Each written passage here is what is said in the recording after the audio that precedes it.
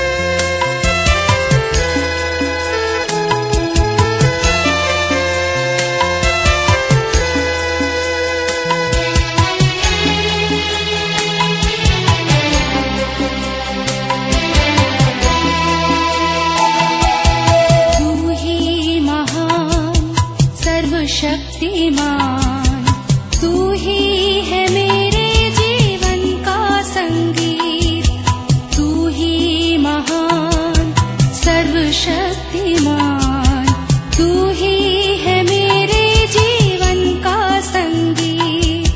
हृदय के तार छेड़े झनकार, हृदय के तार छेड़े झनकार, तेरी आराधना है मधुर गीत। जीवन से मेरे तू महिमा पाए, एक ही कामना करूं, पाप क्षमा कर जीवन दे दे, दया की याचना करूं, तेरी आराधना करूं।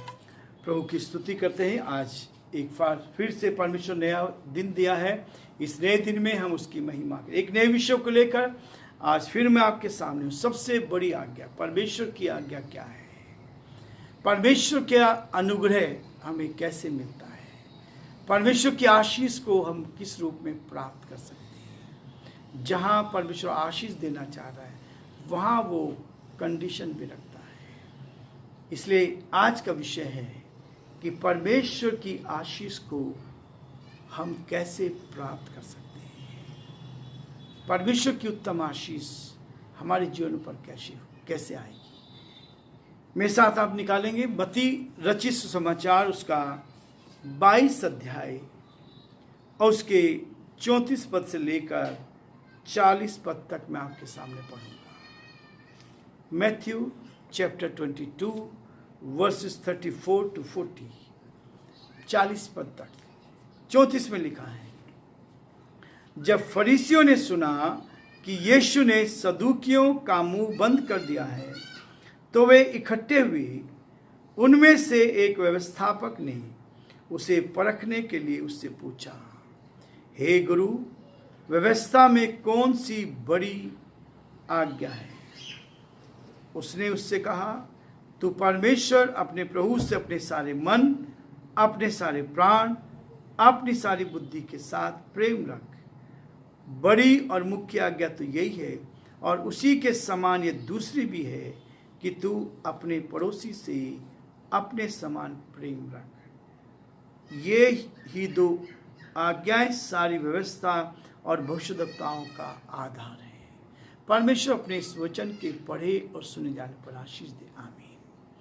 यीशु मसीह ने 2 व्यवस्थाएं दी हैं, 2 आज्ञाएं दी हैं। यदि आपको इस पृथ्वी पर उत्तम से उत्तम आशीष चाहिए तो परमेश्वर के इस आज्ञा का जब आप पालन करेंगे, परमेश्वर की उपस्थिति का एहसास जब आप करेंगे, तो परमेश्वर आपको उत्तम आशीष दे देगा। यह है प्रभु मसीह से लोगों ने बहुत सारे प्रश्न किए।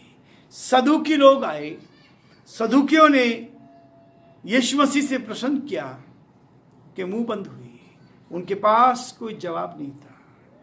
तब फरीसियों ने सोचा कि हम तो बहुत पवित्र हैं, संसार की दृष्टि में हमारा मान सम्मान है, हमारे पास व्यवस्था का ज्ञान है, हम जाके यीशु मसीह से विवाद करेंगे, हम उससे पूछेंगे। और तब यहाँ लिखा है, उनमें से एक व्यवस्थापक जो व्यवस्था का ज्ञान एक्सपर्ट था, वो एक्सपर्ट आकर उसको परखने के लिए, जांचने के लिए, आज बहुत सारे लोग हमें जांचते, हमें परखते हैं, परखने के लिए उसके पास आया, उससे कहा, हे गुरु, व्यवस्था में कौन सी आज्ञा बड़ी है? 10 आज्ञाएं दी गई हैं, उनमें से सबसे बड़ी आज्ञा कौन सी है? तब प्रभु ने उसको कहा, उसने उससे कहा, तो परमेश्वर अपने प्रभु से अपने सारे मन, अपने सारे प्राण, अपनी सारी बुद्धि के साथ प्रेम रख। और बड़ी और मुख्य आज्ञा यही है, और उसके समान एक दूसरी है कि तू अपने पड़ोसी से अपने समान प्रेम रख। परमेश्वर आपको आशीष तो देना चाहता है, लेकिन वो कैसे देना चाहता है? देखिए, पहली चीज इफिसियों उसका 6 अध्याय निकालेंगे। इफिसियों उसका 6 अध्याय और उसके 24 पद को आप पढ़ेंगे। यहां लिखा है, परमेश्वर के अनुग्रह के द्वारा आप उत्तम आशीष को प्राप्त कर सकते हैं। ये जो आज्ञाएं प्रभु ने हमें दी है, ये व्यवस्था है। कुछ लोग कहते हैं कि व्यवस्था, बिना व्यवस्था के उद्धार नहीं है, व्यवस्था हमें पाप का ज्ञान कराती है। ये हम कई बार देख चुके हैं, लेकिन आज हम इस बात को देखने की कोशिश करेंगे। यदि व्यवस्था के द्वारा उद्धार है तो यीशु मसीह ने व्यवस्था दी है। ये 2 आज्ञाएं हैं, यदि आप इसका पालन करते हैं, प्रभु परमेश्वर अपने सारे मन, अपनी सारी बुद्धि, अपने सारे प्राण, अपने सारे धन से, तो तब तो परमेश्वर का अनुग्रह पाएगा। परमेश्वर का अनुग्रह, देखिए 24 पद में लिखा है, इफिसियों 6 अध्याय उसका 24 पद में कहता है, जो हमारे प्रभु यीशु मसीह से सच्चा प्रेम रखते हैं उन सब पर अनुग्रह रहे। पौलुस यहाँ इफिसुस की कलीसिया को इस पूरी पत्री को समाप्त करते हुए अंत में आशीर्वाद देता है, और आशीर्वाद में भी कहता है, जो हमारे प्रभु यीशु मसीह से सच्चा प्रेम करते हैं।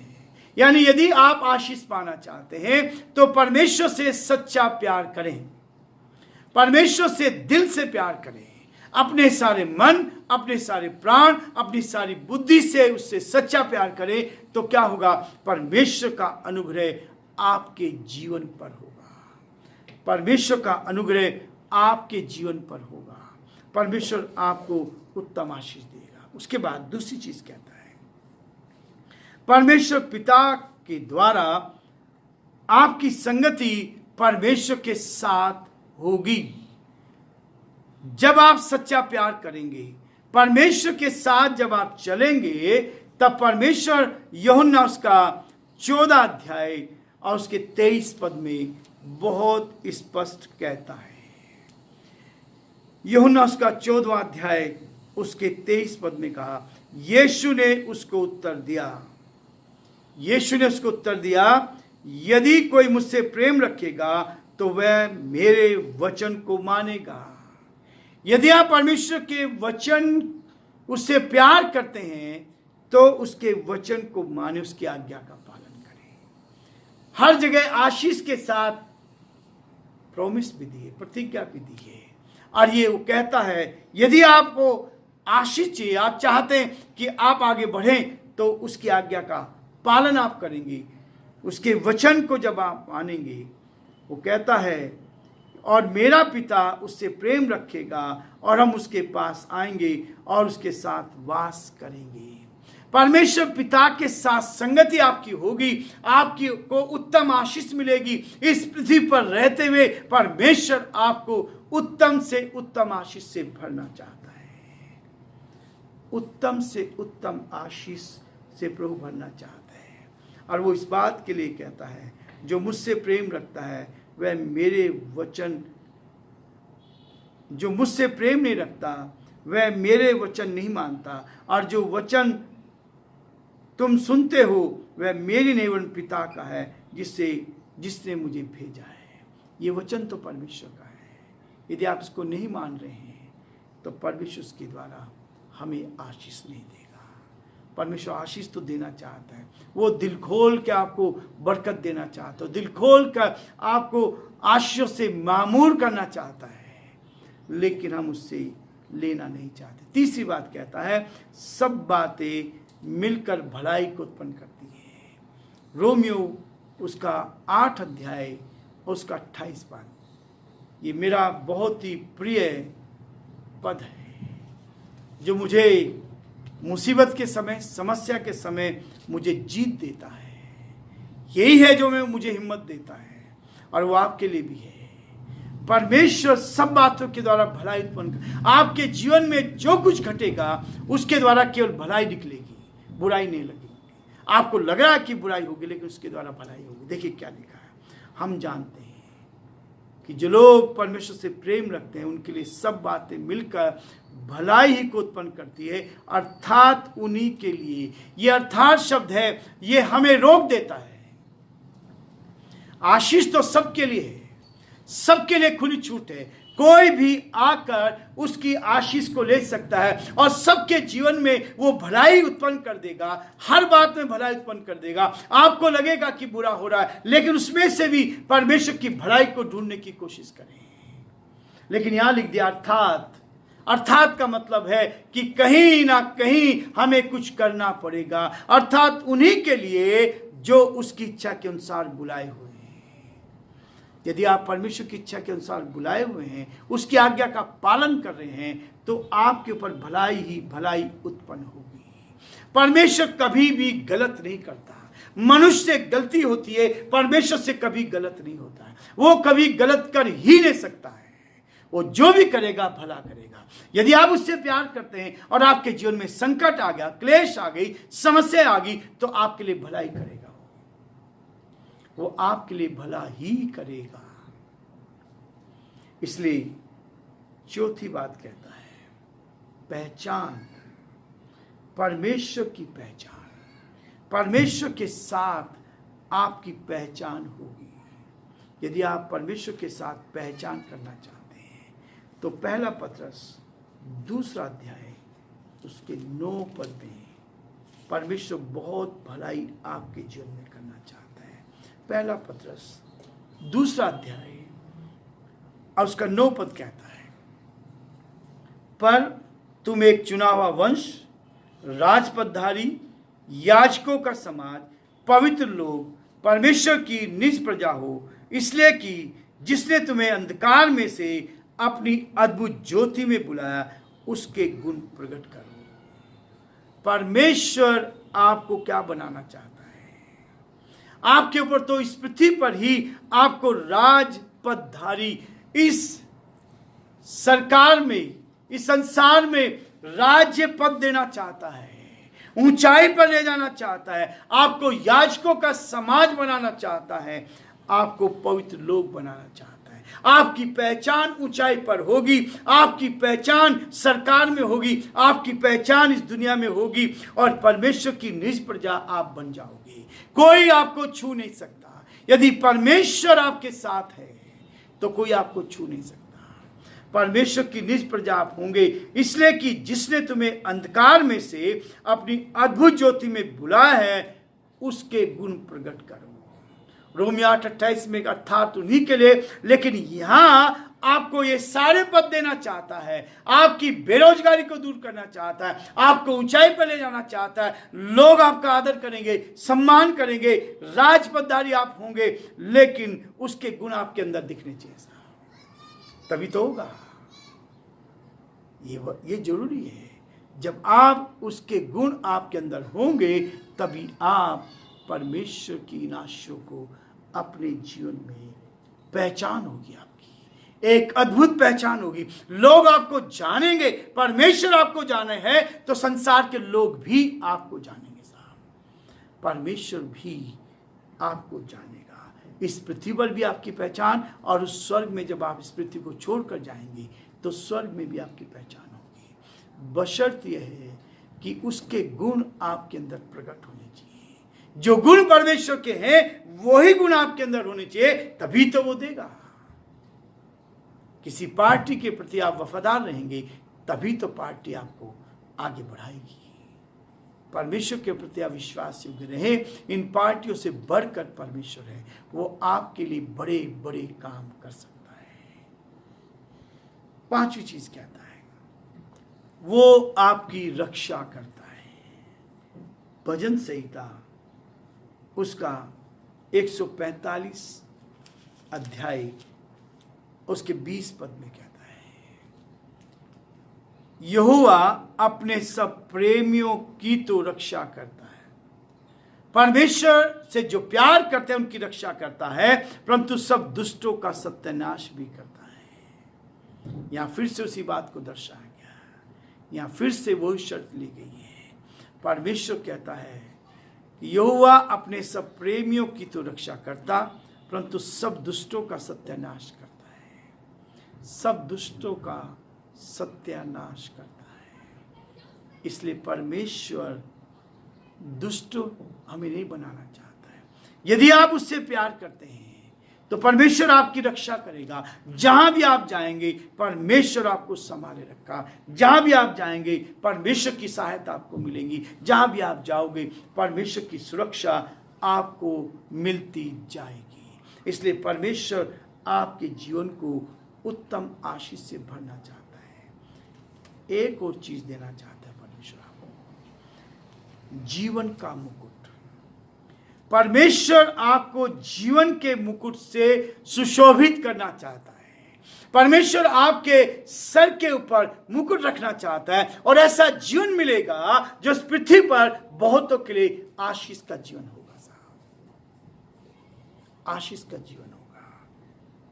याकूब उसका पहला अध्याय है, उसके 12 पद को कहता है, धन्य है वह मनुष्य जो परीक्षा में स्थिर रहता है, क्योंकि वह खरा निकलकर जीवन का वह मुकुट पाएगा जिसकी प्रतिज्ञा प्रभु ने अपने प्रेम करने वालों की है। आज परमेश्वर की प्रतिज्ञा किसके लिए? जो परीक्षा में स्थिर रहते हैं, समझौता नहीं करते। साहब, परीक्षा तो आपकी रोज होगी। जब आपकी परीक्षा होगी तो सफल होना आपका काम है।